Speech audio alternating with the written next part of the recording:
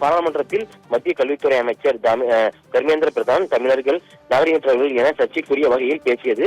மத்திய அமைச்சரின் இந்த பேச்சை கண்டித்தும் தமிழகம் முழுவதும் நேற்று திமுகவினர் மத்திய கல்வித்துறை அமைச்சரின் உருவப்பொம்மையை எரித்து போராட்டத்தில் ஈடுபட்டனர். குறிப்பாக கோவை மாவட்ட பொள்ளாச்சியில் நகர திமுக சார்பில் தமிழக அரசின் கோரிக்கைகளுக்கு செவி சாய்க்காமல் இருக்கும் மத்திய அரசை கண்டித்தும் எருமை மாடுகளின் மீது மத்திய கல்வித்துறை அமைச்சரின் உருவப்பொம்மை இடம்பெற்று பிளக்ஸ் பேனர்களை தொங்கவிட்டு நூதன முறையில் போராட்டத்தில் ஈடுபட்டதோடு மத்திய கல்வித்துறை அமைச்சர் தர்மேந்திர பிரதான் உருவப்பொம்மையை எரித்தும் போராட்டத்தில் ஈடுபட்டனர்.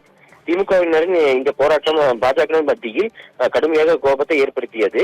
இதனை அடுத்து கோவை மாவட்ட பொள்ளாச்சி காந்தி சிலை அருகில் கோவை தெற்கு மாவட்ட பாஜக சார்பில் திமுகவினரை கண்டித்து ஆர்ப்பாட்டம் அறிவிக்கப்பட்டது. இந்த நிலையில் போராட்டத்தில் ஈடுபடுவர்கள் கைது செய்வதற்காக முன்னெச்சரிக்கை நடவடிக்கையாக நூற்றுக்கணக்கான போலீசார் குவிக்கப்பட்ட வாகனங்கள் நிறுத்தப்பட்டிருந்தது.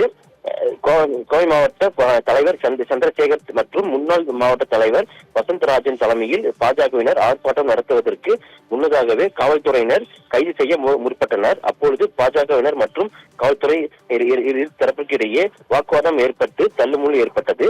பின்னர் போலீசார் அவர்களை குண்டுக்கட்டாக இழுத்துச் சென்று வேனில் ஏற்றி கைது செய்தனர். அப்பொழுது திடீரென அங்கிருந்த பாஜகவினர் தமிழக முதல்வரின் படத்தை செருப்பால் அடித்து தமிழக அரசு கண்டித்தும் முதல்வரை கண்டித்தும் கண்டன கோஷங்கள் எழுப்பியதில் பரபரப்பு ஏற்பட்டது. திமுகவினர் நேற்று அநாகரிகமாக எருமை மாட்டின் மீது பிரதமர் மோடி, மத்திய உள்துறை அமைச்சர் அமித்ஷா மற்றும் மத்திய கல்வித்துறை அமைச்சர் தர்மேந்திர பிரதான் பிளக்ஸ் பேனர்களை தொங்க விடும். மேலும் மத்திய கல்வித்துறை அமைச்சர் தர்மேந்திர பிரதான் உருவப்பொம்மையையும் எரித்து போராட்டத்தில் நடத்தினர். ஆனால் காவல்துறை அவர்களை தடுத்து நிறுத்தவில்லை. இது வன்மையாக கண்டிக்கத்தக்கது. காவல்துறை திமுகவினர் ஏவல் துறையாக செயல்படுவதாக கோஷங்கள் எழுப்பியும் முன்னாள் மாவட்ட தலைவர் வசந்தராஜன் குற்றம் சாட்டினார். பின்னர் போராட்டத்தில் ஈடுபட்ட 50க்கும் மேற்பட்ட போலீசார் அவர்களை கைது செய்து அழைத்துச் சென்றனர்.